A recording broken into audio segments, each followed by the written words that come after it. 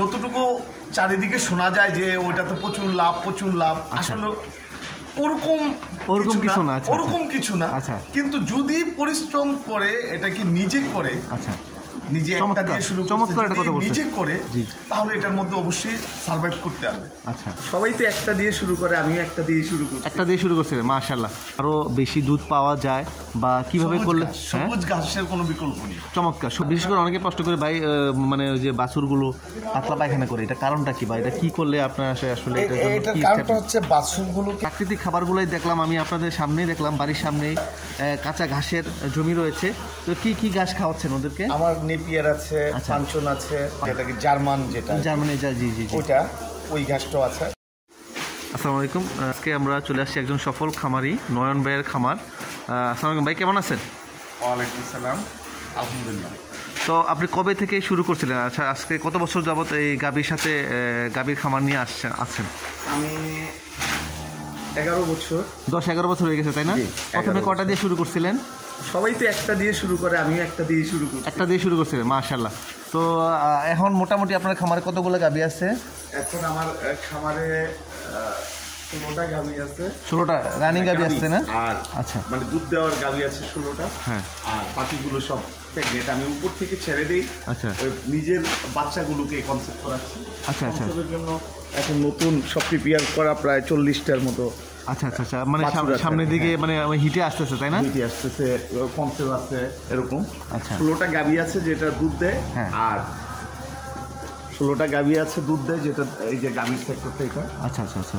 আর আমি উপর থেকে মানে আগের গাভীগুলো মানে নতুন প্রজন্ম রাখছি, আগেরগুলো ছেড়ে দিচ্ছি আর কি। আচ্ছা। মানে মোটামুটি আপনার কাছে যতদিন মোটামুটি ভালো দুধ প্রোডাকশন দিচ্ছে, তারপরে আস্তে আস্তে এগুলো ইয়ে করতেছেন, এবং নিজের যে বাছুরগুলো ওইগুলো রেখে এগুলোর আবার উন্নত আস্তে আস্তে আরো ইয়ে করতেছে ওখানে, নিজেই করছি আর কি। আচ্ছা, তাহলে রানিং গাভী আছে কয়টা বললেন? 16টা না? তো মোটামুটি সর্বোচ্চ কতটুকু একটাতে পাচ্ছেন দুধ? টোটালি সর্বোচ্চ 22-23 লিটার পাচ্ছেন, তাই না? আচ্ছা। তো আর এমনি এই যে যারা আপনার মতো যারা অভিজ্ঞ আধুনিক খামারি, আপনি শেড করেছেন মোটামুটি অনেক সুন্দর করে, মোটামুটি এই যে খাবার দাবার দিচ্ছেন, প্রাকৃতিক খাবারগুলোই দেখলাম আমি আপনাদের সামনেই দেখলাম, বাড়ির সামনেই কাঁচা ঘাসের জমি রয়েছে। তো কি কি ঘাস খাওয়াচ্ছেন ওদেরকে? আমার নেপিয়ার আছে, পাঞ্চন আছে না? হ্যাঁ। তারপর খুরা ঘাস যেটাকে বলে, যেটাকে জার্মানি, জি, ওইটা ওই ঘাসটাও আছে। 3টা জাত আছে আমার কাছে। আচ্ছা। তো এই যে যারাও আছে না? জি, 4টা জাত আছে। তো এই যে গাভী লালন পালন করতেছে, ওদেরকে আসলে কি কি ব্যবস্থাপনা করলে মানে আরো বেশি দুধ পাওয়া যায় বা কিভাবে করলে? সবুজ ঘাসের কোনো বিকল্প নেই। চমৎকার। সবুজ ঘাস মানে ওদের সবসময়, ওরা তো আসলে তৃণভোজী প্রাণী। তো আচ্ছা, ওরা তৃণভোজী, মানে ঘাসটাই হচ্ছে ওদের সবচেয়ে মেইন খাবার। আচ্ছা, পছন্দের খাবার, মেইন খাবার। তারপর হচ্ছে পাশাপাশি দানাদার খাবার। তো এই যে ঘাসটা কখন দিচ্ছেন, কয়বার দিচ্ছেন ঘাসটা? আমি আপাতত 2বার দিচ্ছি, কিন্তু পর্যাপ্ত দিচ্ছি। সকাল বিকাল 2বার দিচ্ছেন? 2বারই দিচ্ছি, কিন্তু পর্যাপ্ত দিচ্ছি। আর দানাদারটা কি পরিমাণে দিচ্ছেন? দানাদারটা দিচ্ছি আপনার 8 কেজি 7 কেজি, যেটা মানে লাইভ ওয়েট অনুযায়ী, মানে দুধের প্রোডাকশন অনুযায়ী। আচ্ছা, যেটা যেরকম চাহিদা আছে ওই অনুযায়ী। আচ্ছা, ঠিক আছে। আর এমনি আপনার মানে খামারে আসলে পরিষ্কার পরিচ্ছন্ন দেখলাম মোটামুটি। তো এটা আসলে পরিষ্কার পরিচ্ছন্নতা কতটা জরুরি একটা খামারের জন্য? পরিষ্কার পরিচ্ছন্নতার বা হাইজিনিকটার কোনো বিকল্প নেই গাভীর খামারে, বিশেষ করে টোটাল খামারে। আচ্ছা, ওটার কোনো বিকল্প নেই। আচ্ছা, ওটা লাগবেই প্রতিনিয়ত। আর সপ্তাহে জীবাণুনাশক দিয়ে ওয়াশ করতে হবে। বাইরের লোক আসলে ওটা তো অবশ্যই, কারণ করতে হবে। আচ্ছা, টেক কেয়ার করতে হবে। আর আপনার আরেকটা জিনিস দেখলাম, আপনি যে এই যে খাবারের যে পাত্রগুলো করছেন মোটামুটি একদম আধুনিক সিস্টেমে করেছেন, মানে একটাতে পানি দিচ্ছেন, পাশেরটাতে দানাদার খাবার বা এই যে ঘাস টাস এগুলো করে প্রত্যেকটাই করেছেন, তাই না? আর আপনার কি জাতের এনে গাভী আছে এখানে? এটা মনে হয় এটা জার্সি। তারপর হলিস্টাইন ফ্রিজিয়ান না? এটা ক্রস, রানী শঙ্করের ক্রস আছে। এটা রানী শঙ্কর। আর এগুলো সবগুলা জার্সি, হলিস্টাইন ফ্রিজিয়ান। মানে আপনি কোনটাতে সবচেয়ে মোটামুটি হলিস্টাইন ফ্রিজিয়ানটা না জার্সি, কোনটাতে ভালো প্রোডাকশন দুধ পাচ্ছেন? Holstein Friesian. হলিস্টিন ফ্রিজিয়ানের মোটামুটি সর্বোচ্চ দুধ পাচ্ছে, তাই না? আচ্ছা, আর এই যে আপনি মোটামুটি এই যে গাভীর খামারে আপনার 8-10 বছরের একটা অভিজ্ঞতা আছে, তো কি কি সমস্যাগুলো আপনি ফেস করতেছেন? গোখাদ্য ওটাই সবচেয়ে বড় প্রবলেম, গোখাদ্যটা। আর মানে গরুর যে খাবারটা, তাই না? আচ্ছা, অনেক সময় যেমন এইবার বন্যা হয়েছে, খাবারের খুব সংকট ছিল। আচ্ছা, আর দ্বিতীয় যেটা আমি নতুনদের জন্য বলবো, আচ্ছা, যে যারাই করুক, খামার করুক, ঘাসটা আগে করতে হবে। তো যতটুকু চারিদিকে শোনা যায় যে ওইটাতে প্রচুর লাভ, আসলে ওরকম কিছু না। কিন্তু যদি পরিশ্রম করে, এটাকে নিজে করে, নিজে একটা দিয়ে শুরু নিজে করে, তাহলে এটার মধ্যে অবশ্যই সার্ভাইভ করতে পারবে। কিন্তু যা শোনা যায়, যা দেখা যায় যে 2টা দিয়ে 100 হয়ে গেছে, ওরকম না। আচ্ছা, আমি ইয়ং জেনারেশনকে এরকম ওইটা বলবো যে প্রতারিত বা ওরকম না হয়, নিজে বুঝুক আগে, এটা সম্বন্ধে জানুক, জাত চিনুক, আস্তে ধীরে ধীরে যেন আসে। তারপরে কোন গাভীটা কতটুকু দুধ দেয়, জাত কিরকম, বা ওর খাবার কিরকম, বা কি কি সমস্যা হতে পারে। বিশেষ করে আপনার খামারে কি কি সমস্যাগুলো আপনি ফেস করেছেন, বিশেষ করে মানে রোগবালাই বিষয়টা যদি আপনি একটু ক্লিয়ার করেন। রোগবালাইটা অনেকদিন ধরে করতে ম্যাস্টাইজ তো আছি। রোগবালাইটা অনেকদিন ধরে করতে করতে আমি নিজেই এখন আল্লাহর রহমতে প্রত্যেকটা জিনিস আমি মোটামুটি চিকিৎসা করতে পারি। মোটামুটি বীজ দেওয়ার জন্য শুধু আমার এখানে লোক ঢুকে, মানে যেটা এআই কর্মী যেটা বলা হয়, ডক্টর আসে একেবারে ফেস করলে মাঝে মাঝে, মানে যেটা আপনি মানে যেটা আপনি কন্ট্রোল করতে পারতেছেন না, তখন আপনি ডাক্তারকে ডাকেন, তাই তো? আর আদারওয়াইজ ওদের সাথে চলতে চলতে ওদের ভাষাটা আমি আসলে মূলত বুঝি। চমৎকার। এই যে মানে একটা প্রাণী তার কি চাচ্ছে, তার কি দরকার, এটা বুঝতে হবে আগে।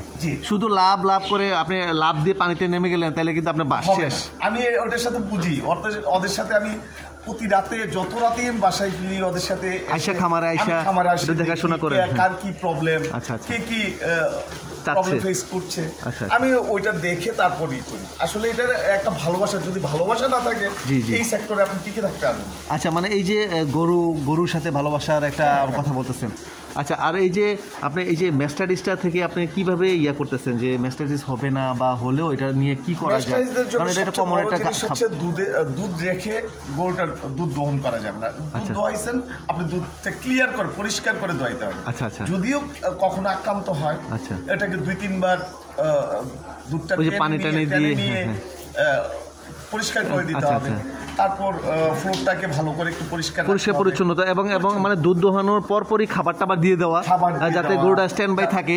কারণ নিচে শুয়ে গেলে তো আপনার ওই যে কন্টামিনেশন হয়ে যাবে ফ্লোর থেকে। চমৎকার। আপনার আসলে এইসব অভিজ্ঞতা থেকে আসলে অনেকেই কিন্তু খামার করতে যাচ্ছেন। আপনি যে কথাটা মূল্যবান একটা কথা বলছেন, যে আসলে লাভ দেখে লাভ দিলে গিয়ে পানিতে পড়লে হবে না, আগে সুবিধা অসুবিধা জানতে হবে। এবং আপনার মনে করেন আপনি হঠাৎ করে 10টা গরু নিয়ে নামলেন, 10টা গরু একসাথে সমস্যা দিল, তখন তো আপনি এটা সার্ভাইভ করা খুব অনেক কষ্ট হয়ে যাবে। 1টা-2টা লালন পালন করলে তারপরে আস্তে আস্তে আপনি বুঝলেন, তারপরে এটার চাহিদা কি লাগে, ওইভাবেই আপনি করতে পারবেন। চমৎকার আপনার মূল্যবান বক্তব্য। আর এই যে বাছুরগুলোর জন্য আপনি আলাদা কি ট্রিটমেন্ট নিচ্ছেন? বাছুরগুলোর জন্য আমি আলাদা সেক্টর করে রেখেছি। আচ্ছা, বাছুরগুলোর জন্য এগুলো কি সবগুলো আপনার নিজের?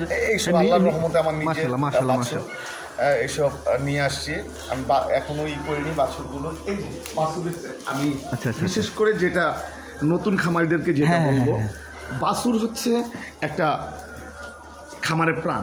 আচ্ছা, এটার থেকে যদি ভালো প্রোটেকশন আপনি না নিতে পারেন, মানে ভালোভাবে যদি এটা লালন পালন করেন, তুলতে না পারেন, তাহলে পরবর্তীতে আপনি ভালো জিনিস আশা করতে পারেন না। আচ্ছা, তো বাছুর জন্য আলাদা আলাদা সেট করা আছে। আচ্ছা, আজকে মানে এখন সকাল তো সব ওয়াশিং কমপ্লিট করা হয়নি, আজকে যে সকল জিনিসই হবে।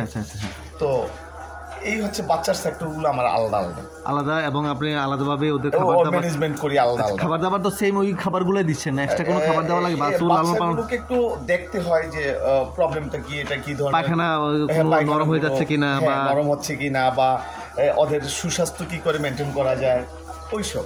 আচ্ছা, কৃমিনাশক করতে হবে। আচ্ছা, বাছুরগুলোকে এই তো উইদিন 5 days 7 days-এর মধ্যে কৃমিনাশক বাচ্চা হওয়ার পরে।